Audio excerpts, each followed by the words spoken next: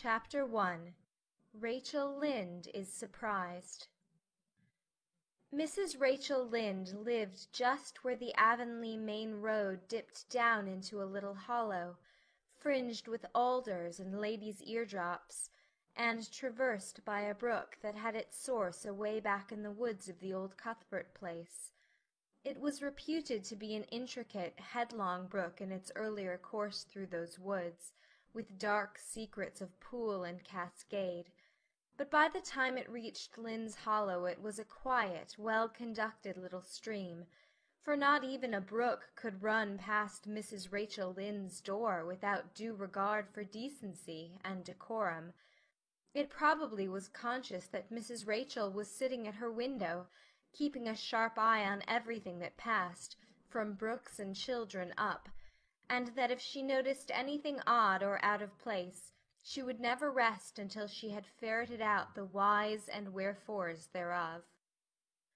There are plenty of people in Avonlea and out of it who can attend closely to their neighbours' business by dint of neglecting their own, but Mrs. Rachel Lynde was one of those capable creatures who can manage their own concerns and those of other folks into the bargain.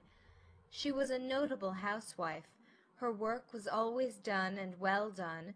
She ran the sewing circle, helped run the Sunday school, and was the strongest prop of the Church Aid Society and Foreign Missions Auxiliary. Yet with all this Mrs. Rachel found abundant time to sit for hours at her kitchen window, knitting cotton warp quilts. She had knitted 16 of them, as Avonlea housekeepers were wont to tell in odd voices, and keeping a sharp eye on the main road that crossed the hollow and wound up the steep red hill beyond. Since Avonlea occupied a little triangular peninsula jutting out into the Gulf of St. Lawrence with water on two sides of it, anybody who went out of it or into it had to pass over that hill road, and so run the unseen gauntlet of Mrs. Rachel's all-seeing eye. She was sitting there one afternoon in early June. The sun was coming in at the window, warm and bright. The orchard on the slope below the house was in a bridal flush of pinky-white bloom, hummed over by a myriad of bees. Thomas Lynde, a meek little man whom Avonlea people called Rachel Lynde's husband, was sowing his late turnip seed on the hill field beyond the barn, and Matthew Cuthbert ought to have been sowing his on the big red brook field away over by Green Gables. Mrs. Rachel knew that he ought because she had heard him tell Peter Morrison the evening before in William J. Blair's store over at Carmody that he meant to sow his turnip seed the next afternoon. Peter had asked him, of course, for Matthew Cuthbert had never been known to volunteer information about anything in his whole life. And yet here was Matthew Cuthbert, at 3:30 on the afternoon of a busy day, placidly driving over the hollow and up the hill. Moreover, he wore a white collar and his best suit of clothes, which was plain proof that he was going out of Avonlea, and he had the buggy and the sorrel mare, which betokened that he was going a considerable distance.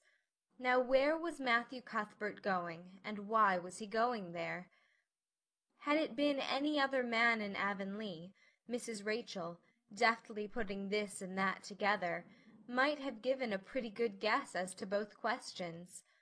But Matthew so rarely went from home that it must be something pressing and unusual which was taking him.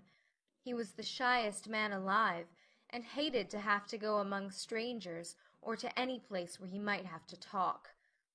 Matthew, dressed up with a white collar and driving in a buggy, was something that didn't happen often. Mrs. Rachel, ponder as she might, could make nothing of it, and her afternoon's enjoyment was spoiled. I'll just step over to Green Gables after tea and find out from Marilla where he's gone and why, the worthy woman finally concluded. He doesn't generally go to town this time of year, and he never visits. If he'd run out of turnip seed, he wouldn't dress up and take the buggy to go for more. He wasn't driving fast enough to be going for a doctor. Yet something must have happened since last night to start him off.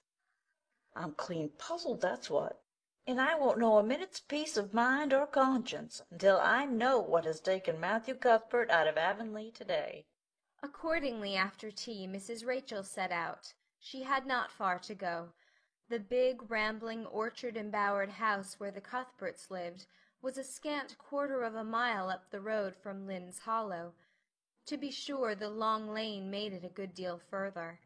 Matthew Cuthbert's father, as shy and silent as his son after him, had got as far away as he possibly could from his fellow men without actually retreating into the woods when he founded his homestead.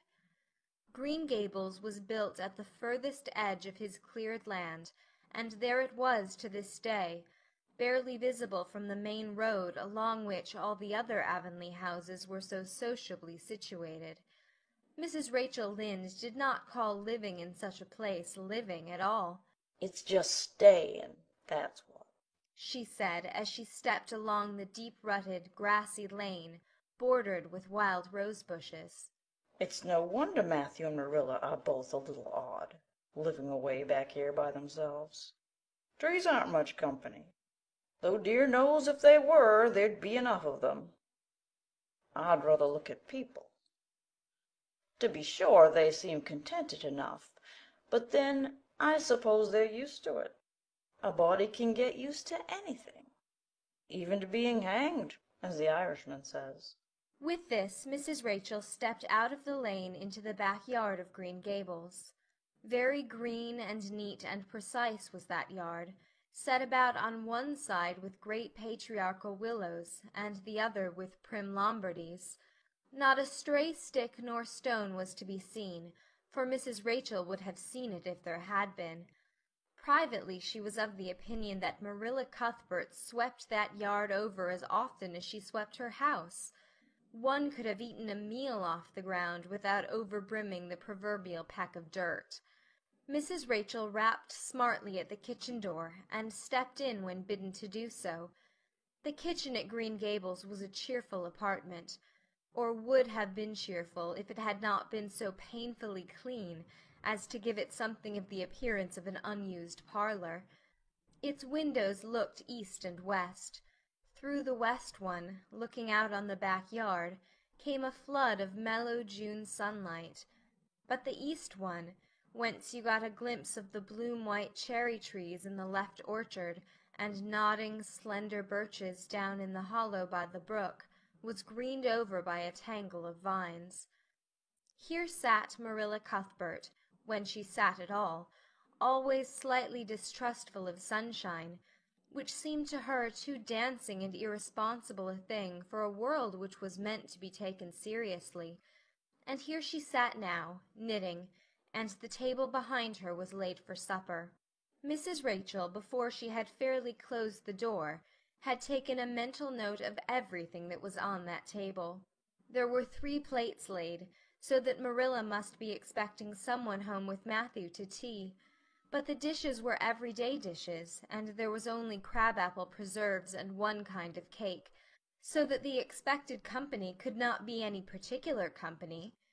Yet what of Matthew's white collar and the sorrel mare? Mrs. Rachel was getting fairly dizzy with this unusual mystery about quiet, unmysterious Green Gables. "Good evening, Rachel," Marilla said briskly. "This is a real fine evening, isn't it? Won't you sit down? How are all your folks?" Something that for lack of any other name might be called friendship existed and always had existed between Marilla Cuthbert and Mrs. Rachel, in spite of, or perhaps because of, their dissimilarity. Marilla was a tall, thin woman, with angles and without curves. Her dark hair showed some gray streaks, and was always twisted up in a hard little knot behind, with 2 wire hairpins stuck aggressively through it. She looked like a woman of narrow experience and rigid conscience, which she was, but there was a saving something about her mouth which, if it had been ever so slightly developed, might have been considered indicative of a sense of humor. "We're all pretty well," said Mrs. Rachel. I was kind of afraid you weren't, though. When I saw Matthew starting off today, I thought maybe he was going to the doctor's." Marilla's lips twitched understandingly. She had expected Mrs. Rachel up. She had known that the sight of Matthew jaunting off so unaccountably would be too much for her neighbor's curiosity.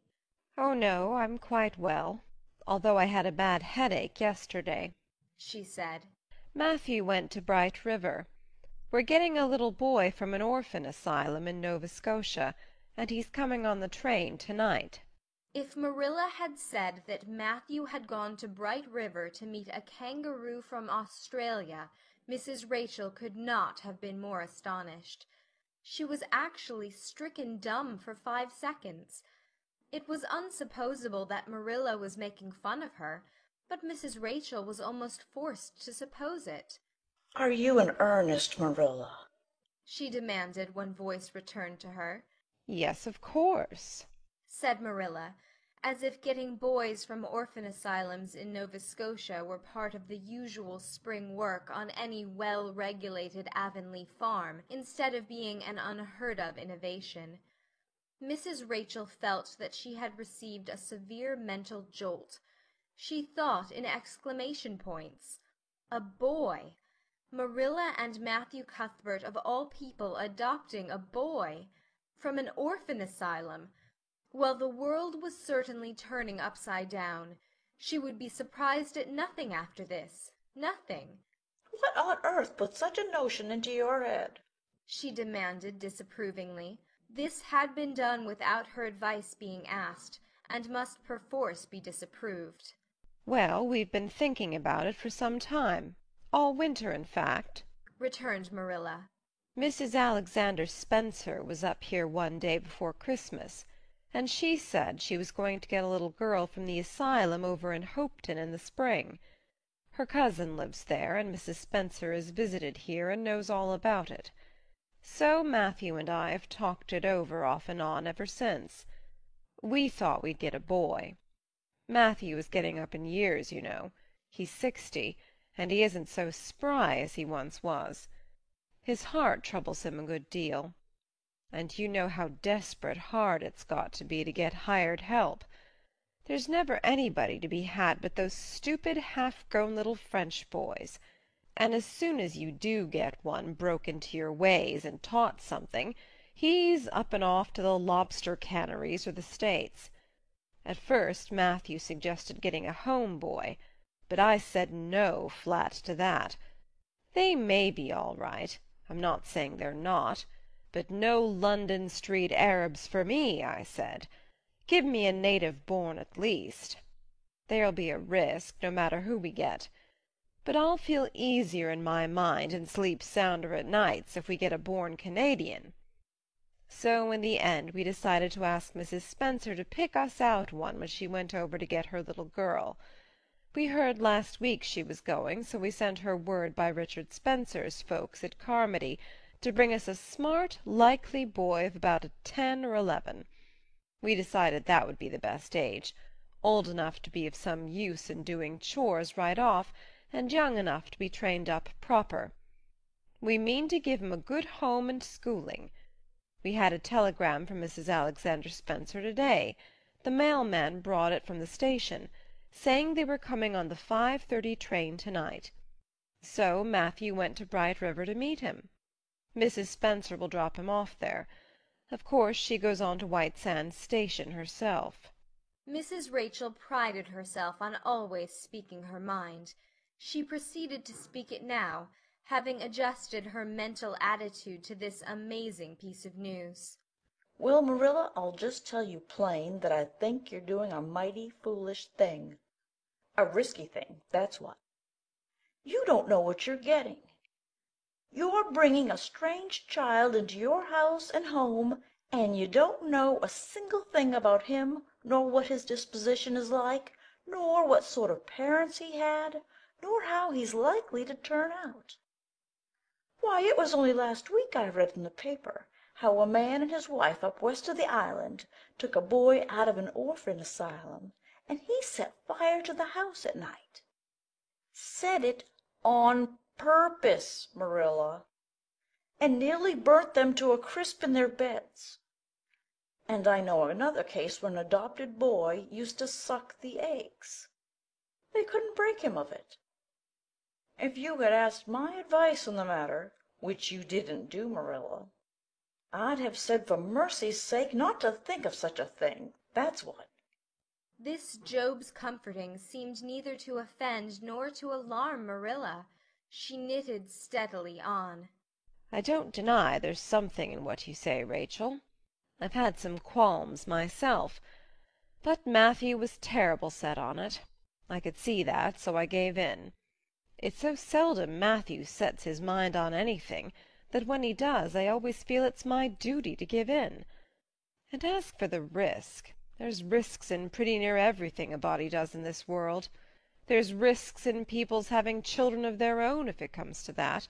They don't always turn out well.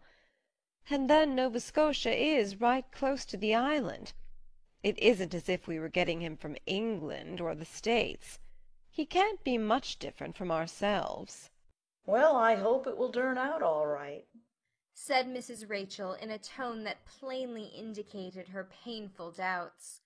Only don't say I didn't warn you if he burns Green Gables down or puts strychnine in the well.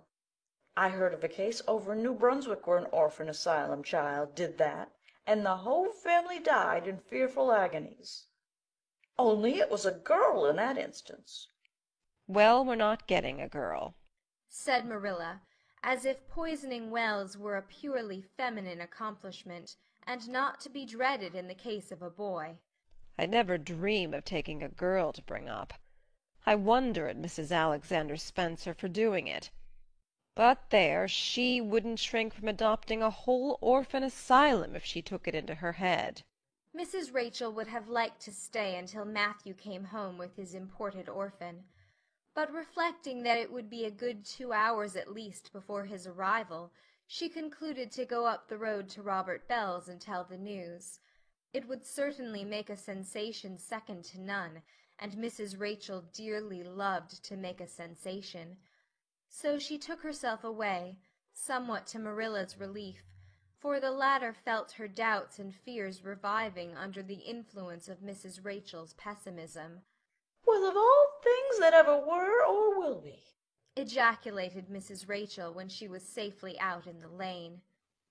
It does really seem as if I must be dreaming. Well, I'm sorry for that poor young one, and no mistake. Matthew and Marilla don't know anything about children, and they'll expect him to be wiser and steadier than his own grandfather, if so be's he ever had a grandfather, which is doubtful. It seems uncanny to think of a child at Green Gables somehow. There's never been one there, for Matthew and Marilla were grown up when the new house was built, if they ever were children, which is hard to believe when one looks at them. I wouldn't be in that orphan's shoes for anything.